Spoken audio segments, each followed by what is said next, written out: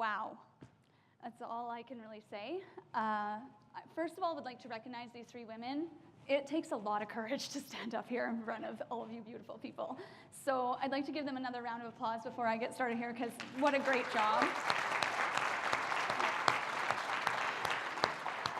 You know, it is such an honor to stand here in front of all of you today and be asked to share my thoughts on leadership, because this is my dream.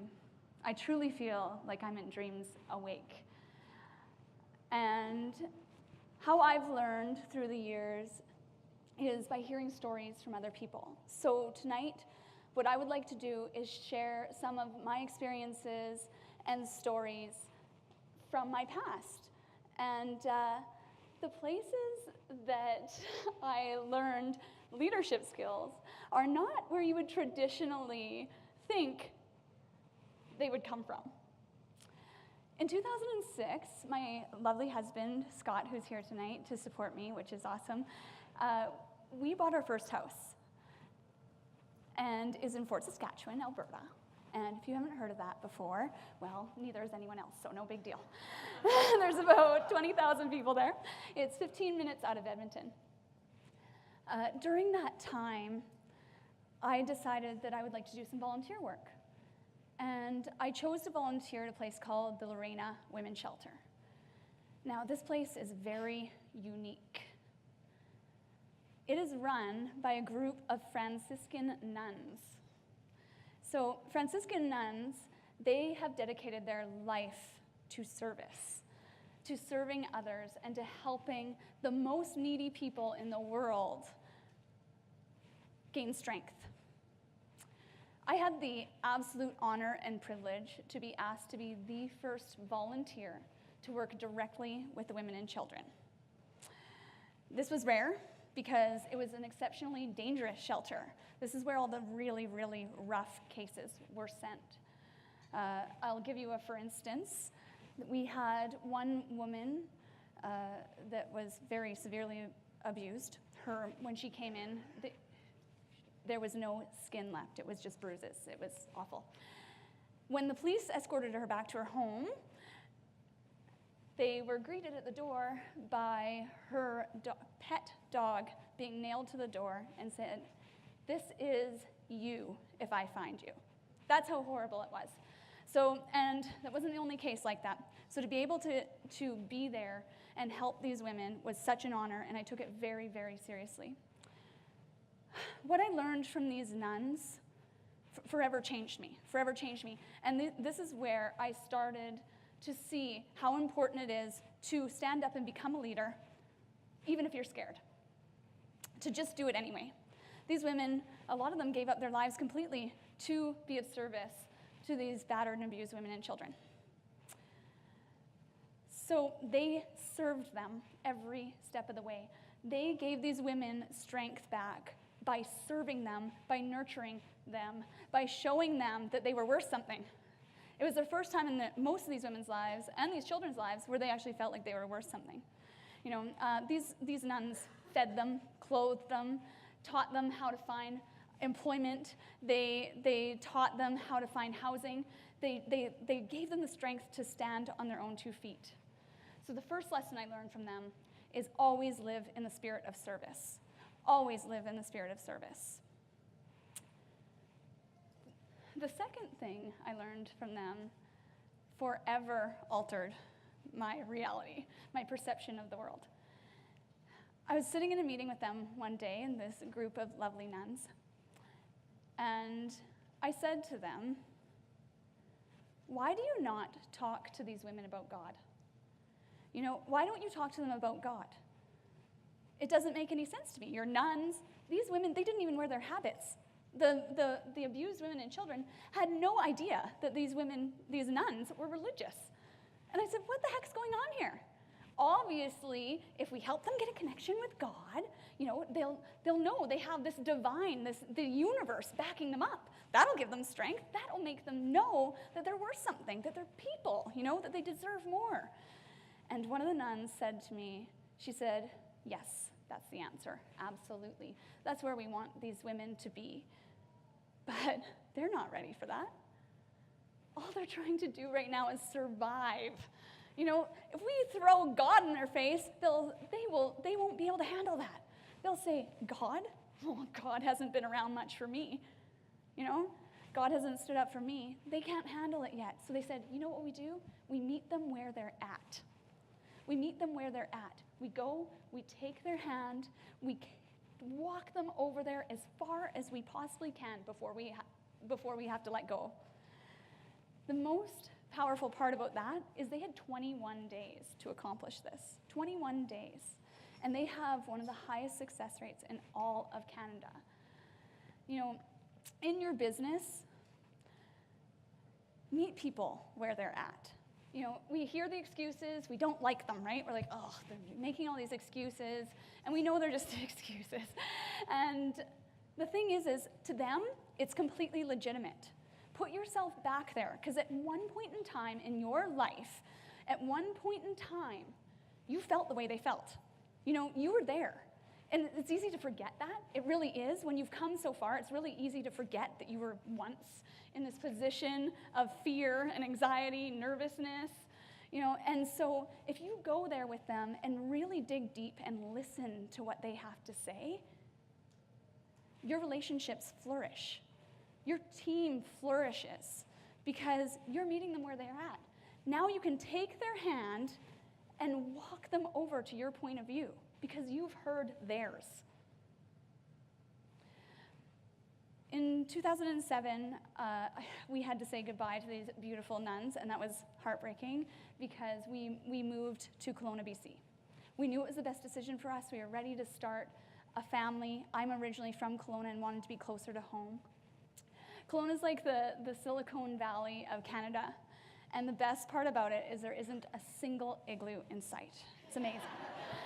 And so when we moved there, I decided, you know what? I'm going to change everything about my life. I absolutely love real estate. I'm so passionate about it, and I'm going to go and I'm going to become a real estate agent. When I was becoming a real estate agent and taking my training, I took a course called 100 Days to Greatness. It was an excellent course. And the lesson I took away from that course, the most profound one, was the power of praise and recognition.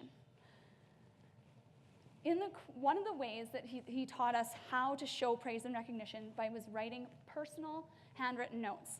Now this was quite the fun thing to do because no one knows each other's addresses anymore. So you would actually have to trick people into giving you your address so that you could do something nice for them and surprise them. So it was kind of funny. And so at the time, my husband and I had decided that we were going to be mature, responsible adults and go and get life insurance. So we went in and got the life insurance from this gentleman, and I really liked him. You know, he wasn't the salesy type, and that's really rare in that industry. It really is. And so after I said, hey, why don't we refer each other? I don't have an insurance person to refer. Do you have a realtor to refer? And he said, well, yes, actually, I do. It's and he said, you know, I've been referring Joe for years. So yeah, no, I already refer someone. I said, you know what? That's totally cool. I'll probably refer you anyway, but you have a relationship with him. I would never try and interfere with that. No problem at all. No problem. So I went home and went about as normal, and I was writing my personal notes for the week, and I wrote one to him. Just said, it was a pleasure to meet you. I can tell you're a person of integrity, and I look forward to getting to know you better in the future. Kristin, easy, sent it off in the mail, didn't really think much of it. Once he received that card, he called me, and he said, never, ever have I received a personal note for no reason. He said, you have nothing to gain from me. Nothing to gain from me at all. I told you I wasn't going to refer you. But let me tell you something. I am now. That one card that I sent him paid me over $50,000 in my real estate career. One card. So, so from that, I took the power of praise and recognition. It is one of the most powerful tools you could ever have, and in return, it makes you feel good. It makes you feel good to make other people feel good. So when you are a leader and you are taking your team by the hand, praise them and recognize them any chance you get.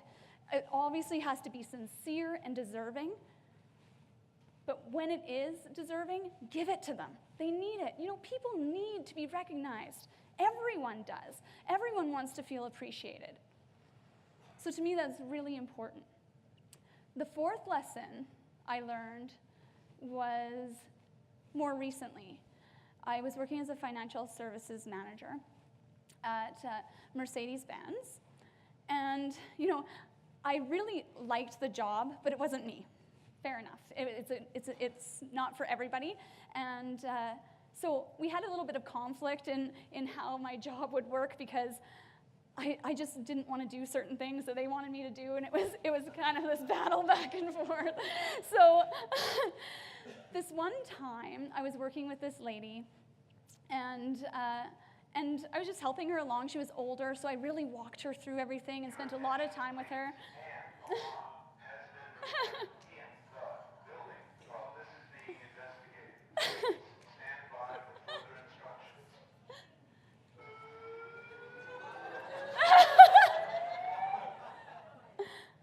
Okay, I'll just talk over it.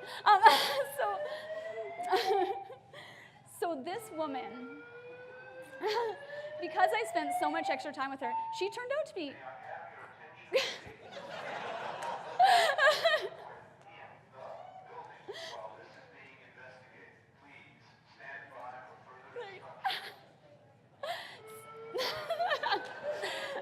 You're going to learn from this. Talk really loud. Okay. So because of that, because I spent all this time with her, what I didn't realize is this woman owns an enormous jewelry store. And the necklace that I'm wearing today is something that I rarely take off, because she sent this to me. And she sent it with a note, and it said, "Thank you for being so authentic. It is so rare in this day and age to meet someone who is authentic."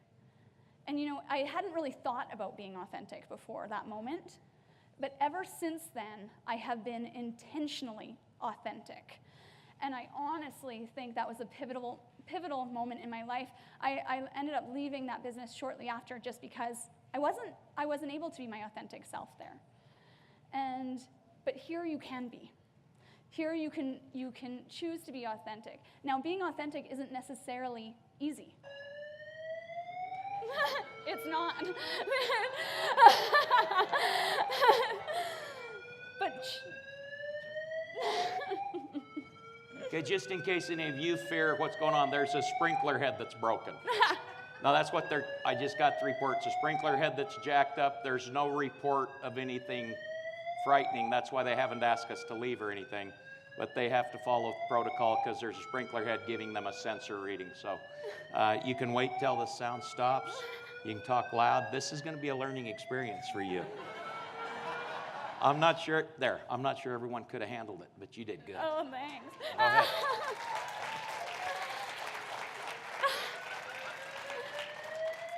Okay, so with that, the 4 lessons that I've learned: always living in the spirit of service, always meet people where they're at. Okay.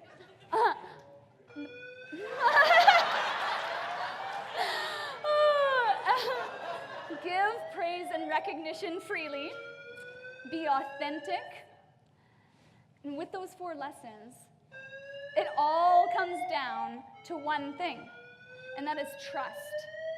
All 4 of those pillars build trust.